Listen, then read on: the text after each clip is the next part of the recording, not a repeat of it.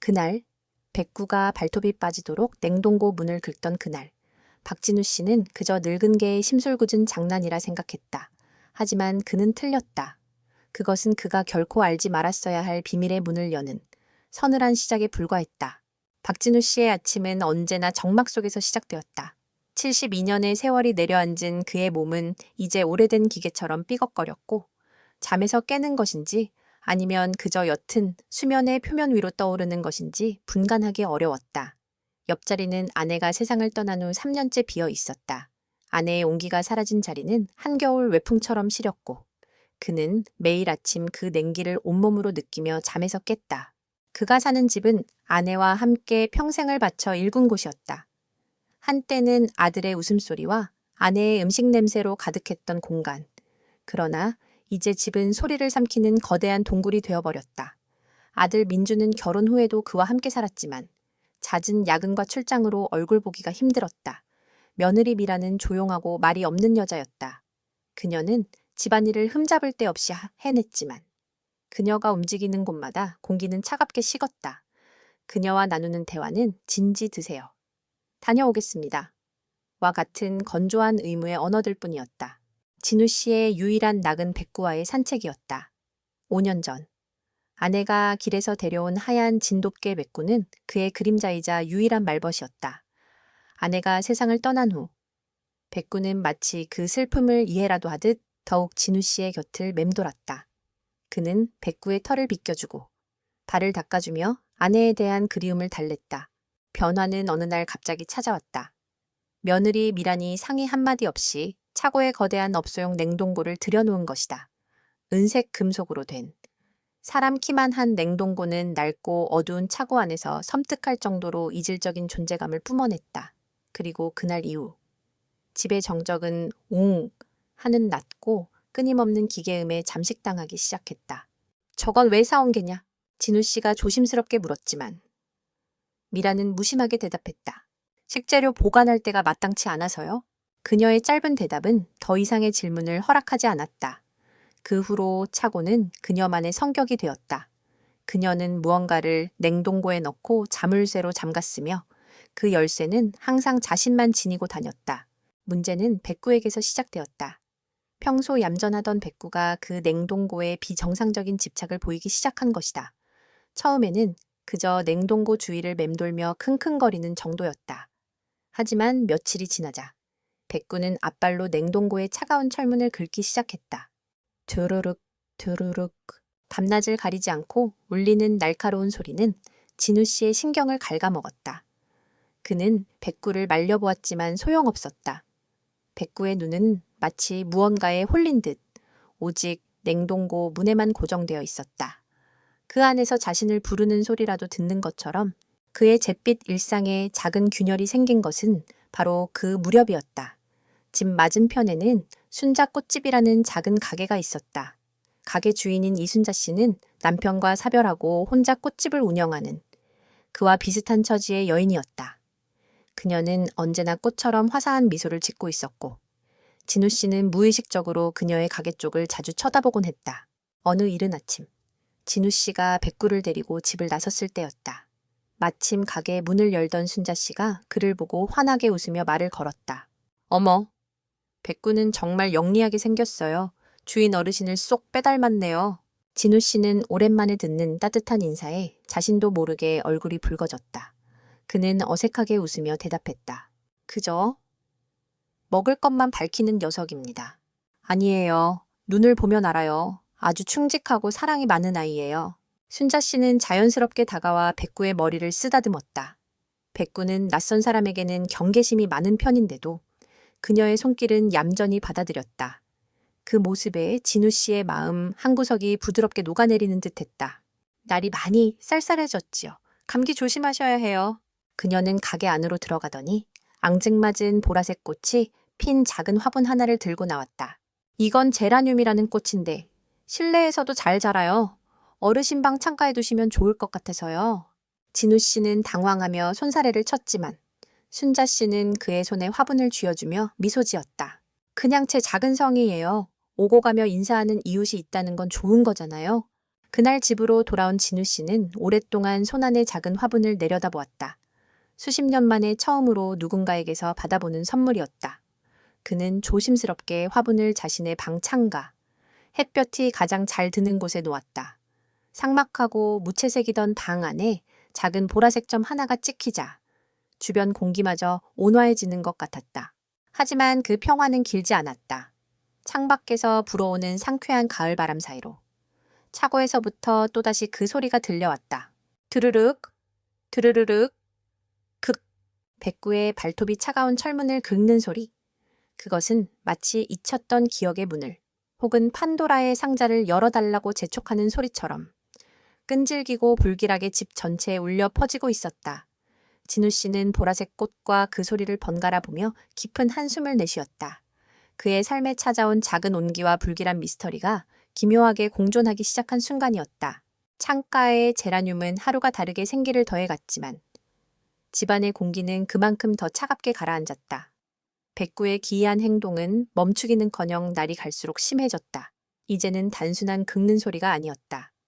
온몸에 무게를 실어 문에 부딪히거나 쇠가 긁히는 소름 끼치는 소리를 내며 더욱 필사적으로 매달렸다.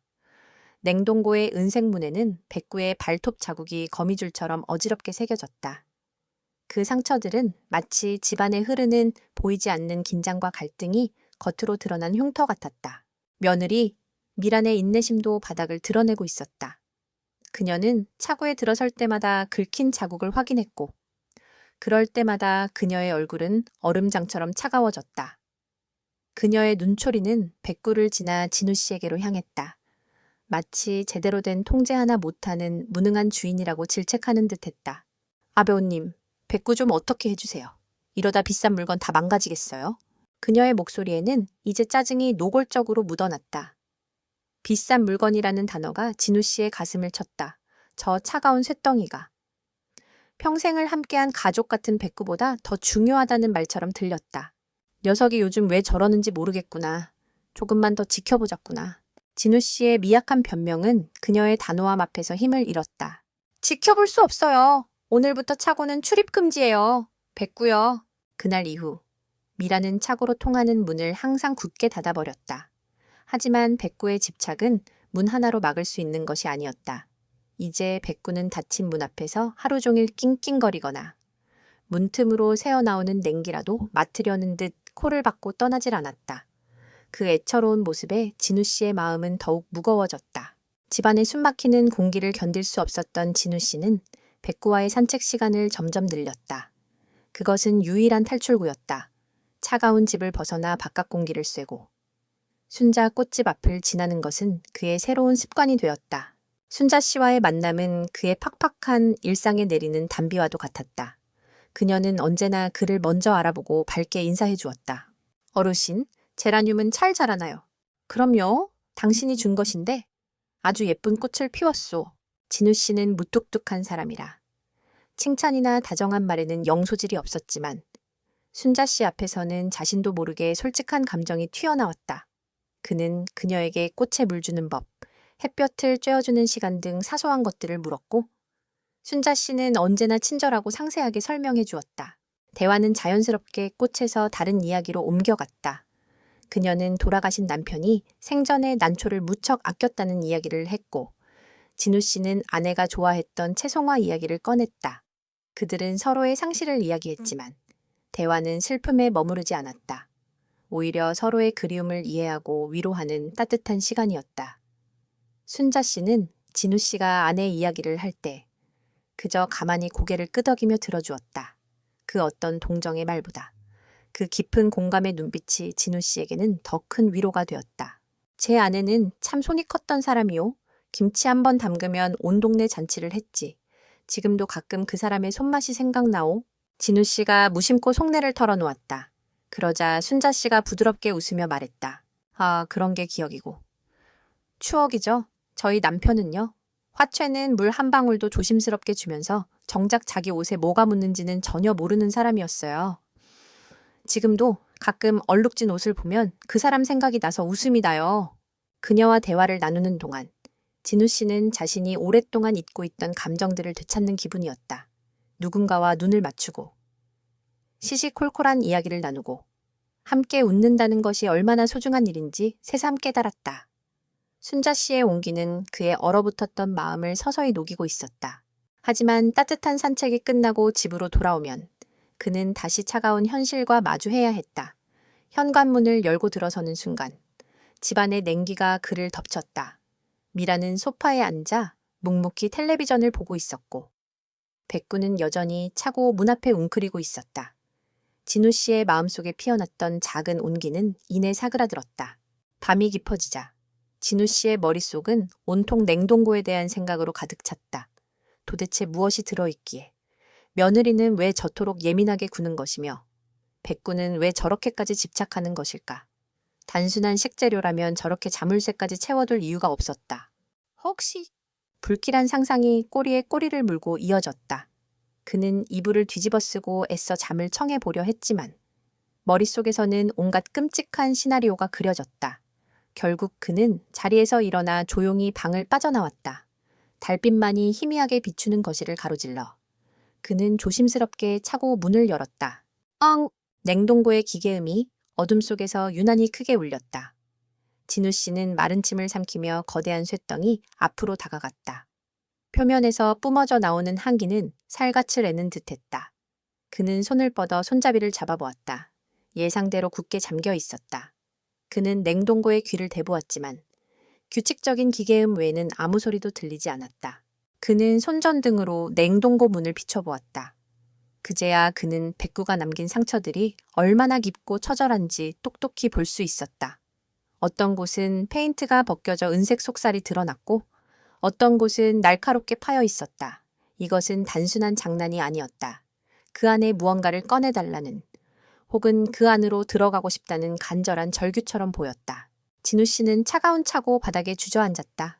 순자 씨와 나누었던 따뜻한 대화, 창가에 보라색 제라늄이 안겨준 작은 희망, 그리고 눈앞에 이 거대하고 불길한 냉동고. 그의 삶은 이제 이 두 개의 극단적인 감정 사이에서 위태로운 줄타기를 하고 있었다. 한쪽은 온기, 다른 한쪽은 냉기. 그리고 그는 그 냉기의 정체가 무엇인지 알아내야만 했다. 그러지 않으면 좋으면 자신도, 백구도, 이 집안의 모든 것이 저 차가운 기계음 속으로 빨려 들어가 버릴 것만 같았다. 가을비가 추적추적 내리던 날이었다. 잿빛 하늘은 금방이라도 무너져 내릴 듯 낮게 가라앉아 있었고 축축한 공기는 뼈마디까지 시리게 했다. 그날따라 백구는 더욱 안절부절 못했다. 굳게 닫힌 차고 문 앞에서 떠나지 못하고 이제는 문지방을 갈가대기 시작했다. 그 소리를 듣는 진우 씨의 마음도 덩달아 까맣게 타들어갔다. 사건은 저녁 무렵에 터졌다. 장을 보고 돌아온 미란이 현관에 들어서는 순간 문을 밟고 있는 백구와 마주친 것이다. 그녀는 들고 있던 장바구니를 바닥에 내팽개쳤다. 사과 몇 달이 바닥으로 굴러떨어졌지만 그녀는 신경 쓰지 않았다. 그녀의 얼굴은 분노로 하얗게 질려 있었다. 허네오, 이놈의 개가 정말... 그녀의 날카로운 비명에 진우 씨가 놀라 방에서 뛰쳐나왔다. 미라는 이미 백구의 목덜미를 거칠게 움켜쥐고 있었다. 백구는 겁에 질려 깽깽거렸지만 그녀는 아랑곳하지 않고 뒷마당으로 통하는 문으로 녀석을 끌고 갔다. 아가, 지금 뭘 하려는 개냐? 진우 씨가 다급하게 외치며 그녀를 막아섰지만 미라는 그를 차갑게 쏘아보았다. 대어 이상은 못 참아요. 버릇을 단단히 고쳐놔야겠어요. 그녀는 창고 구석에서 먼지가 뽀얗게 쌓인 굵은 쇠사슬을 찾아냈다. 진우 씨의 눈이 커졌다. 저것은 예전에 집수리를 할 때 쓰다 남은 것이었다. 미라는 익숙한 동작으로 쇠사슬 한쪽을 백구의 목에 걸고 다른 한쪽을 비를 피할 곳 하나 없는 마당의 앙상한 감나무 기둥에 묶었다. 이러지 마라, 비가 이렇게 오는데. 녀석을 밖에 묶어두면 얼어 죽는다. 진우 씨의 목소리가 절규처럼 터져나왔다. 빗줄기는 점점 더 굵어지고 있었다. 백구는 낯선 쇠사슬의 감촉과 쏟아지는 비에 놀라 필사적으로 발버둥 쳤다. 죽지 않아요. 정신 차릴 때까진 이대로 둘 거예요. 아버님께서 제대로 못하시니 제가 하는 수밖에요. 미란의 목소리에는 일말의 감정조차 실려 있지 않았다. 그녀는 마치 고장난 기계를 다루듯 한치의 망설임도 없이 행동했다. 진우 씨는 평생 처음으로 며느리에게서 섬뜩한 공포를 느꼈다. 네가 사람이냐? 어떻게 살아있는 생명에게 이럴 수가 있어. 네 시어머니가 이 모습을 봤으면 땅을 치고 통곡했을 게다. 진우 씨는 이성을 잃고 소리쳤다. 죽은 아내를 입에 올린 것은 그의 마지막 저항이었다. 미란의 얼굴이 순간 굳어지는가 싶었지만 그녀는 이내 입술을 굳게 다물고 집 안으로 들어가 버렸다. 진우 씨는 쏟아지는 비를 온몸으로 맞으며 쇠사슬에 묶여 울부짖는 백구를 망견자실하게 바라볼 수밖에 없었다. 그때였다. 다녀왔습니다. 하는 소리와 함께 아들 민준이 퇴근해서 들어왔다. 그는 비에 흠뻑 젖은 아버지와 뒷마당에서 들려오는 개의 울음소리를 번갈아 보며 당황한 표정을 지었다. 아버지, 이게 다 무슨 일이에요? 집안에서 나온 미란이 민준의 옷을 받아들며 차분하게 말했다. 백구가 또 사고를 쳐서요. 훈육 중이에요. 여보, 그래도 비가 이렇게 오는데? 감기 들겠소. 민준은 난처한 얼굴로 아내와 아버지를 번갈아 보았다. 그는 이 지긋지긋한 갈등의 중재자가 되고 싶지 않았다. 그는 그저 피곤했고 쉬고 싶었다. 진우 씨는 아들에게 애원하듯 말했다. 민준아, 네가 저 사람 좀 말려다오. 저러다 우리 백구 정말 큰일 난다. 민준은 깊은 한숨을 내쉬었다. 그의 시선은 아버지의 간절한 눈빛과 아내의 단호한 얼굴 사이를 오갔다. 잠시 동안의 침묵 끝에 그는 아버지를 향해 고개를 돌렸다. 그리고 진우 씨의 심장을 무너뜨리는 말을 내뱉었다. 아버지, 이번 한 번만 그냥 아내 말대로 하시죠. 아버지께서 너무 백구만 감싸고 도시니 아내도 힘든가 봐요. 그냥 개잖아요. 너무 일을 크게 만들지 마세요. 네, 뭐라고? 진우 씨는 자신의 귀를 의심했다. 그냥 개라는 말이 비수처럼 날아와 그의 가슴에 박혔다. 아들의 입에서 나온 그 말이 미란의 잔인한 행동보다 그를 더 깊은 절망 속으로 밀어넣었다. 아들은 그의 편이 아니었다. 이 집에서 그는 완벽한 이방인이었다. 그는 더 이상 아무 말도 하지 않았다. 아들을, 그리고 며느리를 텅 빈 눈으로 한번 쳐다본 뒤 그는 묵묵히 몸을 돌려 뒷마당으로 나갔다. 아들과 며느리는 그런 그의 뒷모습을 잠시 바라보다가 이내 거실로 들어가 버렸다. 빗소리에 섞여 텔레비전 소리가 희미하게 들려왔다. 진우 씨는 덜덜 떨고 있는 백구에게 다가갔다. 백구는 그를 보자마자 반가움과 서러움이 뒤섞인 울음소리를 냈다.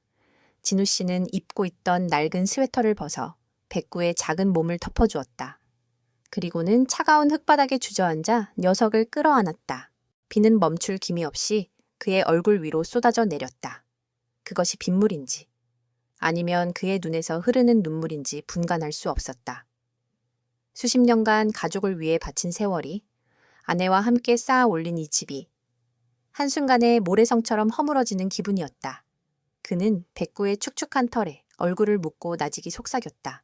백구야, 이제 정말 우리 둘뿐이구나. 차가운 빗속에서 늙은 주인과 늙은 개는 서로의 천에 의지한 채 한참 동안 그렇게 서로를 부둥켜 안고 있었다. 집안의 불빛은 그들을 비추지 않았다. 그날 밤 순자 씨는 가게 안에서 잠을 이룰 수 없었다. 빗줄기가 유리창을 때리는 소리 사이로 길 건너편 박진우 씨 댁에서 벌어진 광경이 눈앞에 어른거렸다. 쇠사슬에 묶여 비를 맞던 백구의 처량한 모습, 며느리를 향해 절규하던 진우 씨의 목소리, 그리고 결국 아들의 외면 속에 힘없이 돌아서던 그의 축 처진 어깨까지. 그녀는 그 모든 것을 자신의 가게, 창문을 통해 똑똑히 목격했다. 그녀의 마음속에서는 분노와 연민이 들끓었다.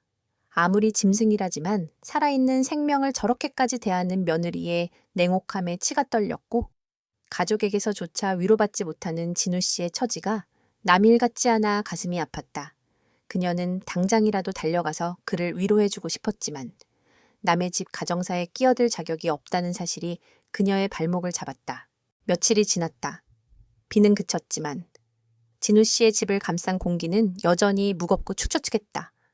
그날 이후 진우 씨는 눈에 띄게 수척해졌다. 허리는 더 굽었고 걸음걸이에는 힘이 없었다. 백구 역시 마찬가지였다. 산책을 나설 때마다 활기차게 뛰던 녀석은 이제 주인의 발치에 바싹 붙어 힘없이 걷기만 했다. 그날의 충격이 녀석에게도 깊은 상처를 남긴 듯했다. 순자 씨는 그런 그들을 볼 때마다 마음이 쓰였지만 섣불리 말을 걸 용기가 나지 않았다. 그러던 어느 날 오후 순자 씨는 가게 앞 화단에 물을 주다가 결정적인 장면을 목격하고 말았다. 진우 씨의 집 대문이 열리더니 며느리 미란이 낡고 해진 개방석과 장난감 몇 개를 들고 나왔다. 그것은 순자 씨도 몇 번 본 적 있는 백구의 물건들이었다. 미란은 잠시 주위를 살피는 듯 하더니 아무런 망설임 없이 그것들을 쓰레기 종량제 봉투에 쑤셔 넣었다. 그녀의 표정은 마치 집안의 묵은 쓰레기를 치우는 사람처럼 무감각하고 후련해 보였다. 순간 순자 씨의 심장이 쿵 내려앉았다. 모든 것이 퍼즐처럼 맞춰지는 기분이었다. 그날 밤 그토록 심하게 다툰 후에 결국 저 노인이 며느리에게 굴복하고 만 것이구나. 백구를 지켜내지 못하고 어디론가 보내버리기로 한 거야. 그러니 이제 개의 물건들을 버리는 것이지. 그렇게 생각하자 진우 씨에 대한 연민은 실망감으로 변했다. 그녀가 보았던 진우 씨는 무뚝뚝해도 자신의 신념을 지킬 줄 아는 강직한 노인이라고 생각했다. 충직한 반려견을 위해 빗속에서 함께 비를 맞던 모습에 가슴이 뭉클하기까지 했다. 그러나 결국 그는 저 젊고 차가운 며느리의 등살에 못 이겨 소중한 가족을 내보내는 나약한 사람이었던 것이다. 그녀는 자신도 모르게 고개를 저었다. 깊은 배신감이 밀려왔다. 그녀는 돌아가신 남편을 떠올렸다. 그 역시 강직하고 의리 있는 사람이었다. 만약 그였다면 결코 저런 식으로 굴복하지 않았을 것이다. 순자 씨는 진우 씨에게서 남편의 그림자를 보았던 자신의 어리석음을 탓했다. 다음 날 아침, 여느 때처럼 진우 씨가 백구를 데리고 산책에 나섰다. 그는 순자 씨의 가게 앞을 지나며 작은 위로라도 얻고 싶은 마음에 그녀 쪽을 바라보았다. 그러나 그를 맞이한 것은 평소의 따뜻한 미소가 아니었다. 순자 씨는 그와 눈이 마주치자 짐짓 못 본 척하며 가게 안쪽으로 몸을 돌려 화분을 정리하기 시작했다. 짧고 차가운 외면이었다. 진우 씨는 그 자리에 우뚝 멈춰섰다. 심장이 덜컥 내려앉는 기분이었다. 내가 무얼 잘못했나? 어제의 일 때문에 그는 이해할 수 없었다. 순자 씨의 따뜻한 인사와 미소는 그가 이 숨막히는 집에서 버틸 수 있게 해주는 유일한 숨구멍이었다. 그런데 이제 그 마지막 숨구멍마저 막혀버린 것이다. 그 후로도 순자 씨의 태도는 변하지 않았다. 그녀는 더 이상 먼저 인사하지 않았고 진우 씨가 먼저 인사를 건네도 짧게 고개를 까딱할 뿐이었다. 그들의 발코니를 마주하고 있던 작은 제라늄 화분만이 예전과 같은 색깔로 피어있을 뿐 두 사람 사이에는 보이지 않는 높고 차가운 담벼락이 세워져 버렸다. 진우 씨의 고독은 이제 완벽해졌다. 집안에서는 아들과 며느리에게 철저히 고립되었고 집 밖에서는 유일하게 마음을 나누던 이웃에게 외면당했다. 그는 세상에 홀로 내던져진 기분이었다. 왜 모두가 나를 이렇게 대하는 걸까? 내가 정말 그렇게 잘못한 걸까? 그는 수없이 자문했지만 답을 찾을 수 없었다. 그날 저녁 그는 방 창가에 놓인 제라늄 화분을 멍하니 내려다보았다. 순자 씨가 건네주었던 날의 온기가 아직도 손에 잡힐 듯 생생했다. 그러나 이제 저 보라색 꽃은 그의 외로움을 비웃는 것처럼 보였다. 아름답지만, 만질 수 없는 꽃, 따뜻했지만 이제는 차갑게 식어버린 마음. 그는 조용히 커튼을 쳤다. 작은 빛마저 차단하자 방 안은 완벽한 어둠에 잠겼다. 밖에서는 저녁이 깊어지고 있었지만 그의 마음속 밤은 이제 막 시작되고 있었다. 그리고 그 어둠 속에서 차고의 냉동고가 내는 웅 하는 기계음만이 죽음의 소리처럼 더욱 선명하게 그의 귓전을 파고들었다.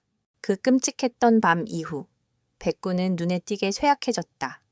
녀석은 더 이상 밥을 먹지 않았고 진우 씨가 가장 좋아하는 소고기 육포를 코앞에 가져다 대도 고개를 돌릴 뿐이었다. 밤마다 밭은 기침을 해댔고 한때 윤기가 흐르던 하얀 털은 푸석푸석해졌다. 녀석의 유일한 움직임은 힘없는 눈동자를 굴려 굳게 닫힌 차고 문을 바라보는 것뿐이었다. 마치 그 문 너머에 자신의 생명을 이어줄 무언가가 있기라도 한 것처럼 진우 씨의 죄책감은 골마 터지기 직전의 종기처럼 부풀어 올랐다. 그는 매일 밤 백구의 옆에 누워 녀석의 마른 등을 쓰다듬으며 속삭였다. 미안하다. 이 늙은 주인이 힘이 없어서 정말 미안하다. 백구는 대답 대신 그의 손등을 핥았고 그 미지근한 혀의 감촉에 진우 씨는 가슴이 미어지는 것 같았다. 폭풍이 몰아치기 전의 고요함처럼 며칠 동안 집안은 이상할 정도로 조용했다. 미라는 백구를 투명 인간 취급했고, 민주는 아버지와 아내의 눈치를 보며 없는 사람처럼 행동했다. 모두가 불편한 진실 위를 위태롭게 걷고 있었다. 운명의 그날 오후는 유난히 햇살이 좋았다. 마침 민준이 재택근무를 하는 날이라 집에 머물고 있었다. 진우 씨는 방에서 깜빡 잠이 들었고, 미라는 주방에서 저녁거리를 손질하고 있었다.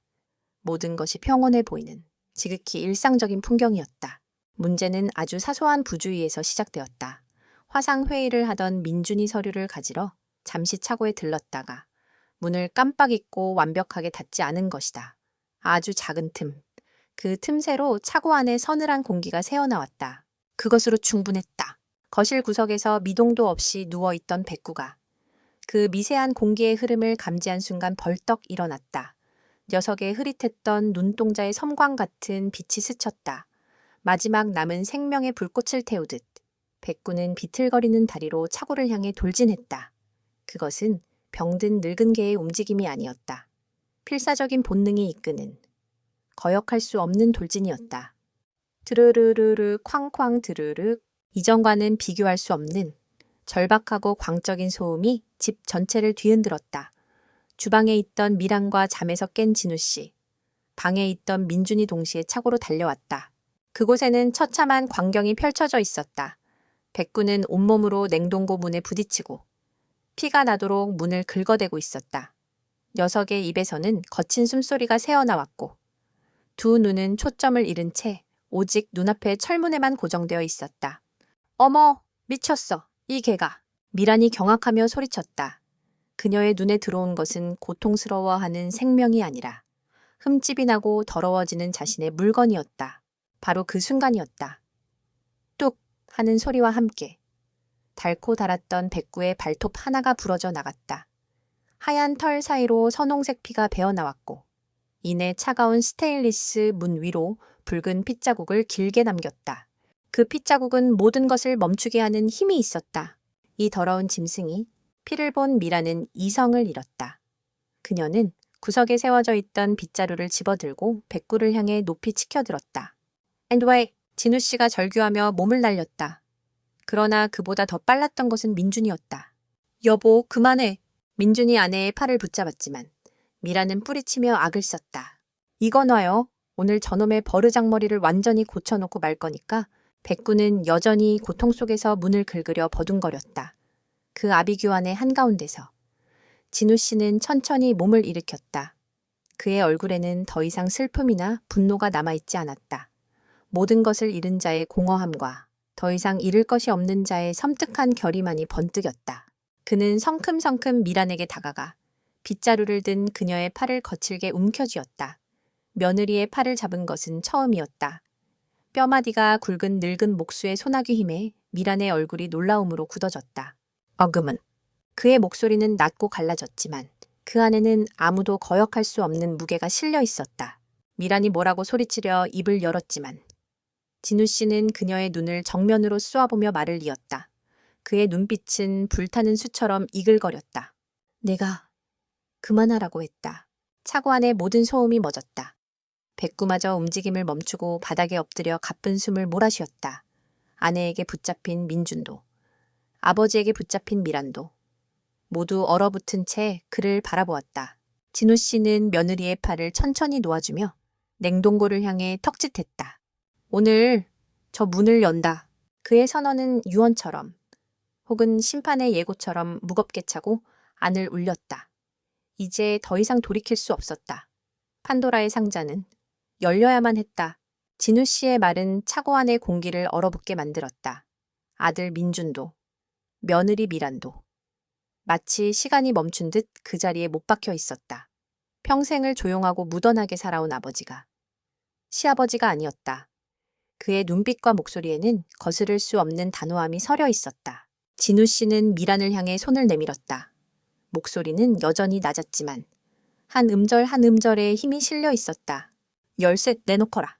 미란의 어깨가 파르르 떨렸다. 그녀는 남편을 한번, 시아버지를 한번 쳐다보았다. 아무도 그녀의 편이 되어주지 않았다. 그녀가 쌓아 올린 차가운 성벽은 안에서부터 무너져 내리고 있었다. 그녀는 결국 저항을 포기했다.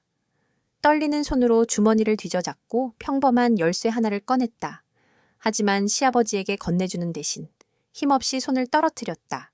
냉그랑! 열쇠가 차가운 시멘트 바닥에 떨어지며 내는 소리가 차고 안을 날카롭게 울렸다. 그것은 그녀의 마지막 자존심이자 항복의 신호였다. 진우 씨는 허리를 숙여 열쇠를 주었다. 그는 잠시 망설이지도 않고 냉동고로 다가가 열쇠 구멍에 열쇠를 꽂고 돌렸다. 철컥 하는. 그동안 모두의 신경을 긁어대던 소리의 근원을 여는 소리가 섬뜩할 정도로 선명하게 들렸다. 그는 묵직한 문손잡이를 잡고 힘껏 당겼다. 쉬익! 소리와 함께 하얀 냉기가 구름처럼 뿜어져 나오며 세 사람의 얼굴을 스쳤다. 냉기 속에는 희미하게 달고 고소한 냄새가 섞여 있었다. 냉기가 거치자 냉동고의 내부가 드러났다. 그러나 그 안에는 그들이 상상했던 끔찍하거나 불길한 것은 아무것도 없었다. 대신 반투명한 플라스틱 용기 수십 개가 군대처럼 열을 맞춰 가지런히 쌓여 있었다. 서리에 하얗게 뒤덮인 용기들 너머로. 하얗고 동그란 떡의 형태가 어렴풋이 보였다. 진우 씨와 민주는 할 말을 잃었다. 이 모든 소동이, 이 지독한 갈등이 고작 떡 몇 상자 때문이었단 말인가. 진우 씨는 혼란스러운 눈으로 내부를 살피다 한쪽 구석에 놓인 작은 나무 상자를 발견했다. 떡 상자들과는 어울리지 않는 작의 장식이 박힌 낡은 상자였다. 그는 손을 뻗어 조심스럽게 상자를 꺼냈다. 얼음장처럼 차가운 냉기가 나무를 타고 그의 손끝으로 전해졌다. 바로 그 순간이었다. 등 뒤에서 흑 하고 터져나오는 소리에 진우 씨가 돌아보았다. 미란이었다. 그녀는 두 손으로 입을 막은 채 금방이라도 무너질 듯 위태롭게 서 있었다. 그녀의 눈은 진우 씨의 손에 들린 나무 상자에 고정되어 있었다. 진우 씨는 상자의 낡은 잠금 장치를 열었다. 상자 안에는 빛바랜 사진 한 장과 비단 리본으로 묶인 편지 몇 통이 들어 있었다. 사진 속에는 앳된 얼굴의 미란이 한 중년 여성과 함께 환하게 웃고 있었다. 그녀의 어머님이 틀림없었다. 후옹. 결국 미란은 무너져 내렸다. 그녀는 그 자리에 주저앉아 어린아이처럼 목 놓아 울기 시작했다.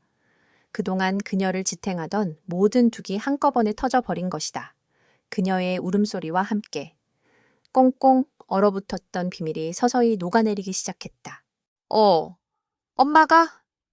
엄마가 해주신 마지막 떡이에요.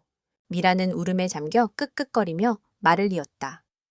몇 달 전, 평소 지병이 있던 그녀의 어머니가 갑작스럽게 세상을 떠났다고 했다. 이 떡들은 어머니가 돌아가시기 바로 전날 딸을 위해 만들어준 것이었다. 너무 바빠서 찾아뵙지도 못했는데 엄마는 그 몸으로 딸이 좋아하는 인절미와 송편을 한가득 만들어 놓으셨던 것이다. 이걸 다 먹어버리면 이제 세상에 엄마 손맛은 없는 거잖아요? 그럼 엄마가 정말로 2번 죽는 것 같아서 무서웠어요. 무서웠다고요. 그녀의 절규는 원망이자 참회였고 뒤늦은 애원이었다. 그녀는 남편에게도 시아버지에게도 말하지 못했던 깊은 슬픔과 죄책감을 홀로 감당하고 있었다. 냉동고는 그녀에게 엄마의 마지막 흔적을 지키는 유일한 피난처이자 차가운 무덤이었다. 백구의 발톱 소리는 그 신성한 공간을 침범하는 불경한 소음으로 들렸고 그녀의 슬픔은 뒤틀린 분노가 되어 가장 가까운 사람들을 핥히고 있었던 것이다.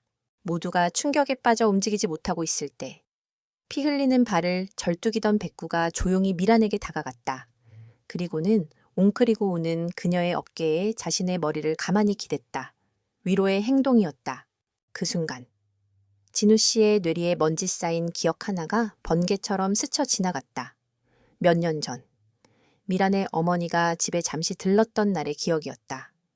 인상 좋고 따뜻했던 그녀는 유독 백구를 예뻐하며 가방에서 몰래 떡을 꺼내 먹여주곤 했었다. 진우 씨의 입에서 낮은 탄식이 흘러나왔다. 모든 조각이 맞춰졌다.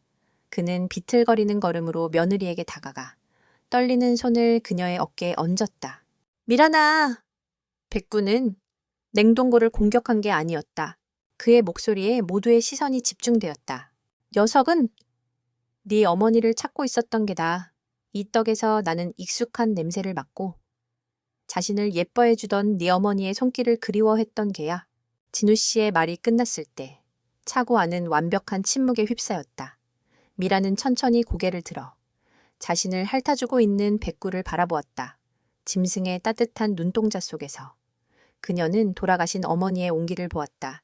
자신이 그토록 잔인하게 대했던 존재가 사실은 자신과 똑같은 그리움으로 울고 있었다는 사실을 깨달았다. 얼어붙었던 비밀이 녹아내린 자리에 뜨거운 후회와 슬픔, 그리고 아주 작은 이해의 온기가 피어오르기 시작했다. 차가운 차고 안에는 한동안 미란의 흐느낌만이 가득했다. 거대한 냉동고는 이제 불길한 비밀의 상자가 아니라 한 여인의 애달픈 그리움이 담긴 보관함이 되어 조용히 서 있었다. 그 앞에서 세 사람과 한 마리 짐승은 각자의 방식으로 지난 시간의 상처와 오해를 마주하고 있었다.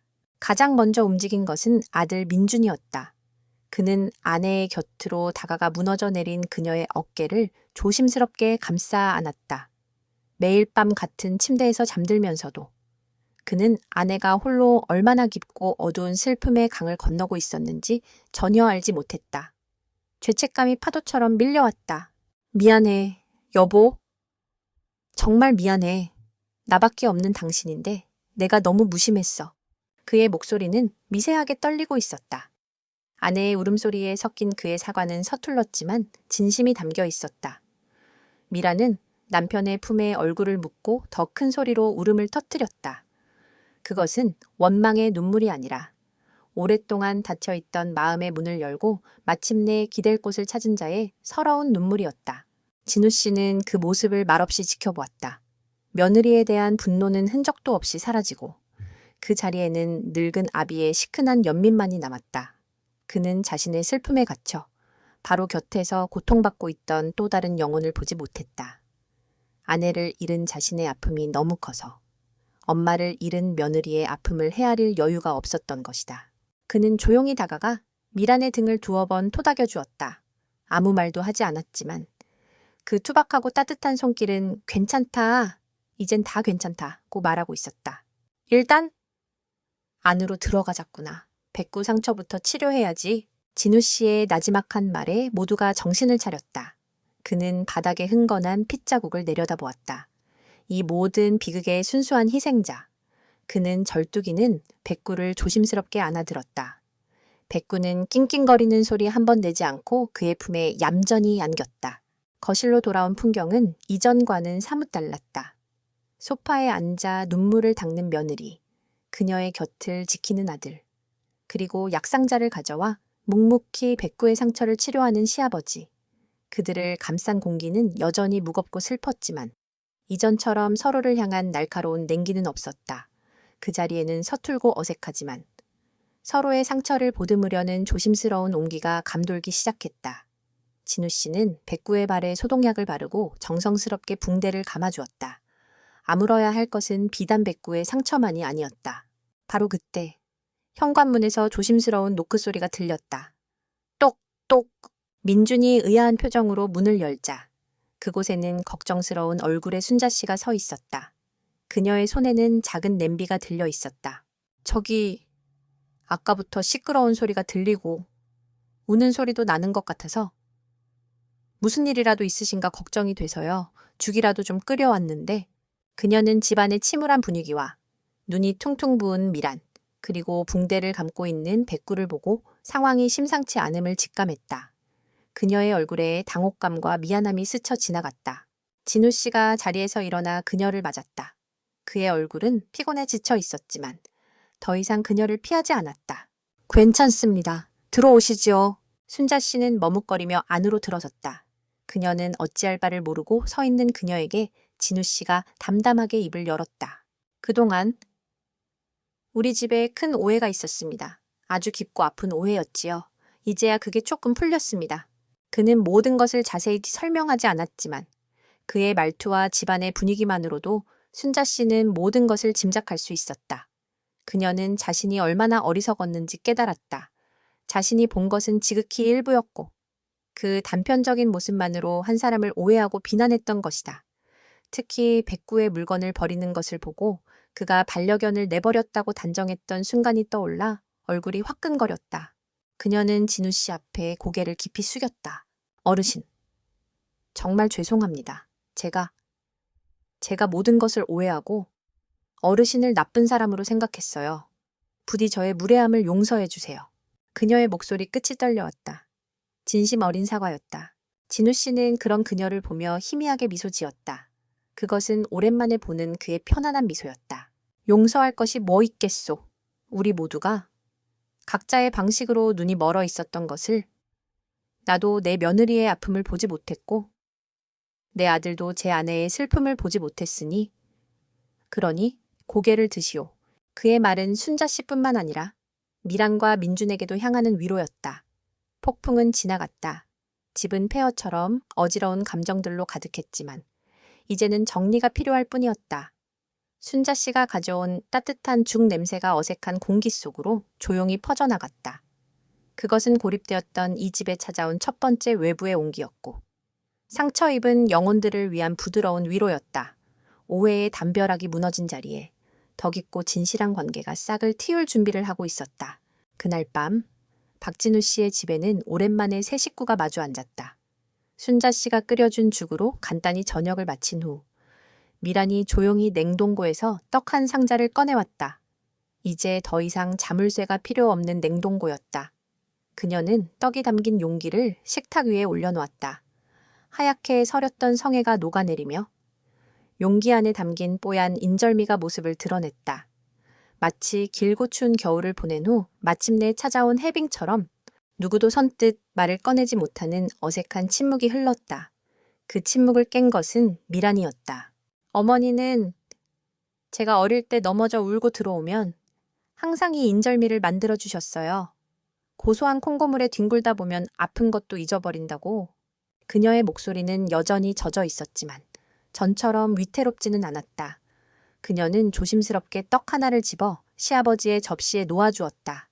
그리고 남편의 접시에도 진우 씨는 묵묵히 떡을 입에 넣었다. 특별할 것 없는 평범한 인절미의 맛이었다. 하지만 떡이 입안에서 녹아내릴수록 딱딱하게 굳어있던 그의 마음속 응어리도 함께 풀어지는 듯했다. 그는 며느리가 그저 차갑고 이기적인 사람이 아니라 엄마의 떡을 먹으며 위로받던 어린아이의 마음을 간직한 채 길을 잃었던 것뿐임을 비로소 이해했다. 그는 문득 아내가 떠올랐다. 내 시어머니는 송편을 참 예쁘게 빚었지. 꼭 반달처럼 곱게 빚어서 저렇게 예쁜 떡을 빚는 사람은 마음씨도 고울 거라고 입버릇처럼 말했었는데 그는 미란을 바라보며 나직이 말했다. 내 어머니도 참 고운 분이셨을 게다. 이 떡을 보니 알겠다. 시아버지의 담담한 위로에 미란의 눈에 다시 눈물이 고였다. 이번에는 슬픔의 눈물이 아니라 따뜻한 이해를 받은 자의 감사함이 담긴 눈물이었다. 민주는 말없이 아내의 손을 잡아주었다. 그는 두 사람의 대화를 들으며 자신이 얼마나 두 사람의 세계에서 동떨어져 있었는지 깨달았다. 그는 좋은 남편, 좋은 아들이 되고 싶었지만 그저 돈을 벌어다주는 역할에만 충실했을 뿐 그들의 마음을 들여다볼 생각조차 하지 못했다. 죄송해요, 아버지. 그리고 미안해, 여보. 내가 너무 부족했어. 그의 진심 어린 사과에 진우 씨는 아들의 어깨를 두드려 주었고 미라는 고개를 저으며 그의 손을 마주 잡았다. 그날 밤 세 사람은 처음으로 진짜 가족이 되어 함께 울고 함께 웃었다. 돌아가신 두 어머니가 남겨준 떡은 산산조각 났던 그들의 마음을 이어주는 따뜻한 다리가 되어 주었다. 다음 날 진우 씨는 아침 산책길에 곧장 순자 씨의 꽃집으로 향했다. 그의 손에는 미란이 따로 챙겨준 작은 떡 상자가 들려 있었다. 가게 문을 열고 있던 순자 씨는 그를 보고 잠시 놀랐지만 이내 온화한 미소로 그를 맞았다. 가게 안은 싱그러운 꽃향기로 가득했다. 밤새 괜찮으셨어요? 덕분에요. 염려해 주셔서 고맙습니다. 진우 씨는 들고 있던 떡 상자를 내밀었다. 이건 우리 며느리가 좀 나눠주라고 해서 가져왔소. 순자 씨는 떡 상자와 진우 씨의 얼굴을 번갈아 보았다. 그의 얼굴에는 그늘이 많이 걷혀 있었다. 그녀는 조심스럽게 상자를 받아 들었다. 고맙습니다.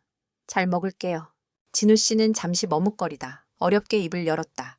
사실 그동안 순자 씨가 나를 차갑게 대해서 마음이 많이 아팠소.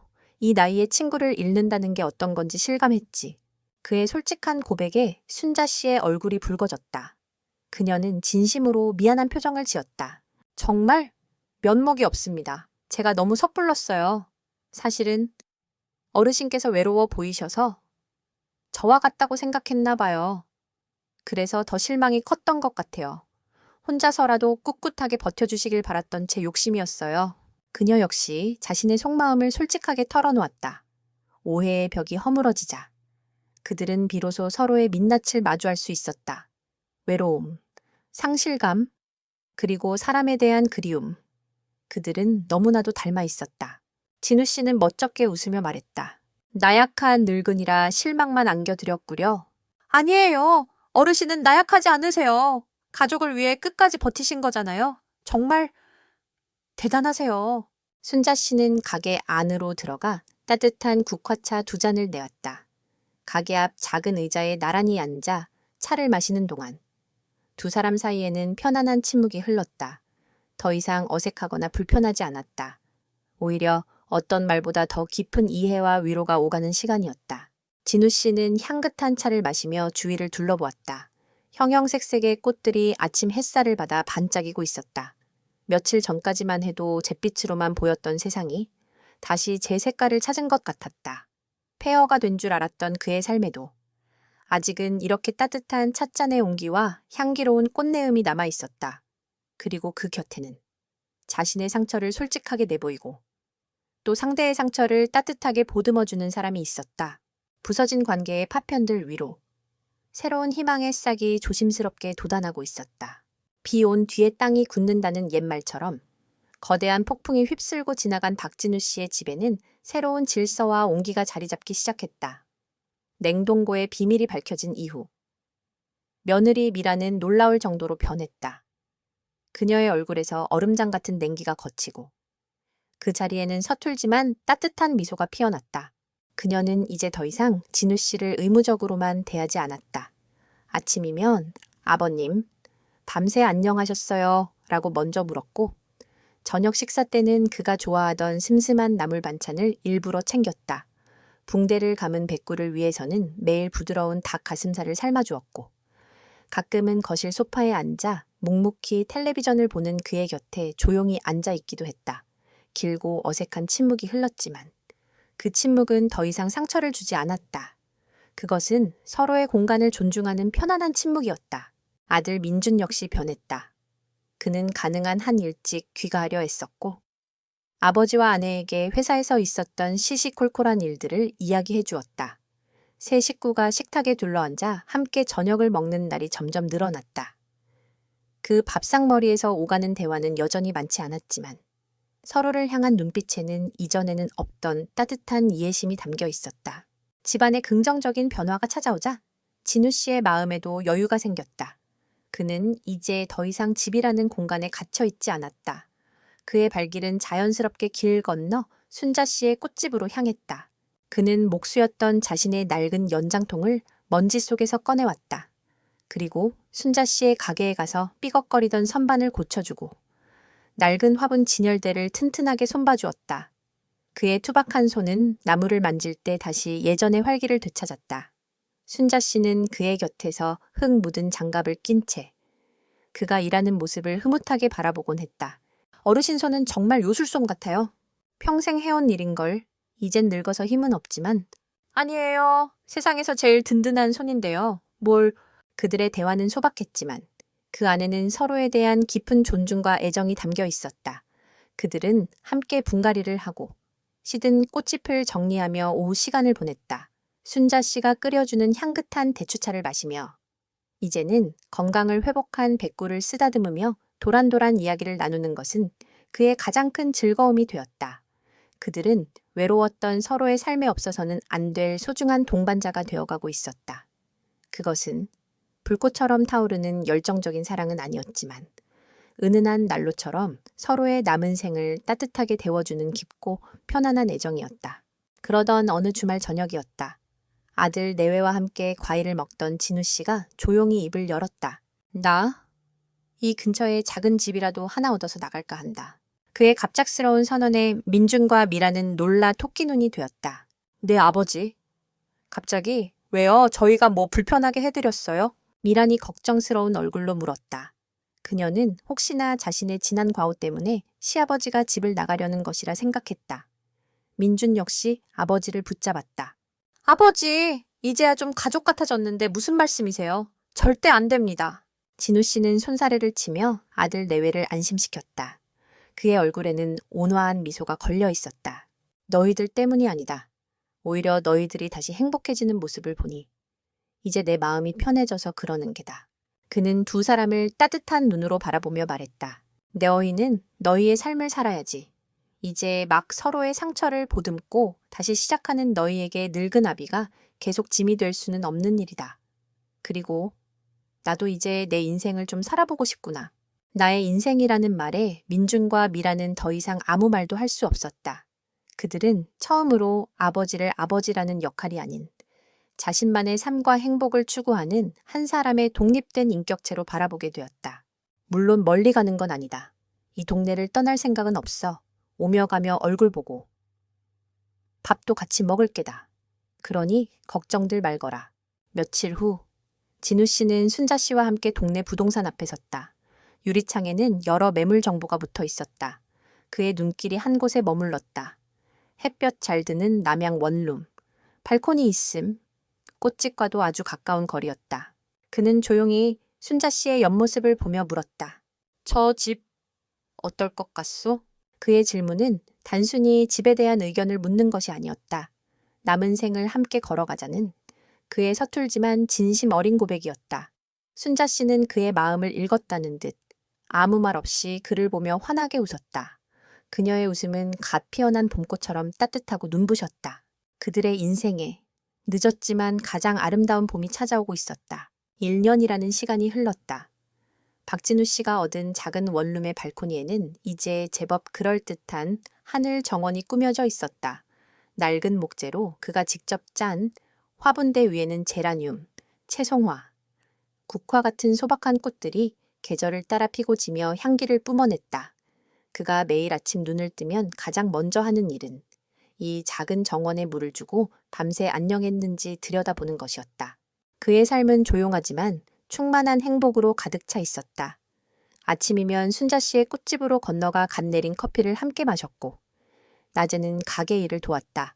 저녁이면 함께 장을 봐서 소박한 저녁 식사를 만들어 먹었고, 건강을 완전히 되찾은 백구와 함께 동네 공원을 산책했다. 그들은 결혼이라는 형식에 얽매이지 않았지만 세상 그 누구보다 서로를 아끼고 의지하는 깊은 동반자였다. 그녀는 그의 구겨진 옷깃을 펴주었고 그는 그녀를 위해 무거운 화분을 날랐다. 그들의 사랑은 서로의 주름진 손을 말없이 잡아주는 온기 속에서 매일 깊어지고 있었다. 아들 내외와의 관계도 완전히 회복되었다. 민준과 미라는 주말마다 그의 집을 찾아왔다. 이제 미라는 시아버지의 집 현관문을 열며 아버님, 저희 왔어요. 하고 살갑게 외쳤고 순자 씨에게는 어머님이라고 부르며 친딸처럼 따랐다. 네 사람은 발코니에 둘러앉아 고기를 구워 먹으며 웃음꽃을 피웠다. 백구는 두 집을 자유롭게 오가며 모두에게 사랑받는 행복한 개가 되었다. 그 끔찍했던 기억의 냉동고는 이제 맛있는 음식을 가득 채운 평범하고 유용한 가전제품이 되어 제 역할을 다하고 있었다. 어느 해의 질녘이었다. 그날따라 저녁 노을이 유난히 붉고 아름다웠다. 진우 씨는 하루 종일 정성껏 돌본 꽃 몇 송이를 조심스럽게 잘라냈다. 순자 씨가 작년 가을, 그가 이 집으로 이사 오던 날 선물했던 씨앗에서 피어난 첫 번째 꽃이었다. 그는 서툰 솜씨로 꽃들을 모아 작은 꽃다발을 만들었다. 그는 꽃다발을 들고 순자 씨에게 다가갔다. 그녀는 발코니 의자에 앉아 노을을 바라보고 있었다. 씨앗 수확이요. 당신이 준 씨앗에서 피었소. 그의 수줍은 말에 순자 씨가 천천히 돌아보았다. 그녀는 그가 내민 소박한 꽃다발을 보고 아무 말도 하지 못했다. 그저 눈가에 맑은 이슬이 맺혔을 뿐이다. 그녀는 조심스럽게 꽃다발을 받아들고 그 향기를 깊이 들이마셨다. 그것은 세상 그 어떤 화려한 꽃다발보다 더 진하고 깊은 사랑의 향기였다. 두 사람은 나란히 앉아 말없이 저물어가는 하늘을 바라보았다. 진우 씨가 그녀의 주름진 손을 따뜻하게 잡았다. 더 이상 어떤 말도 필요 없었다. 그들의 행복은 요란한 교향곡이 아니라 함께 듣는 저녁 노을의 고요하고 평화로운 선율과도 같았다.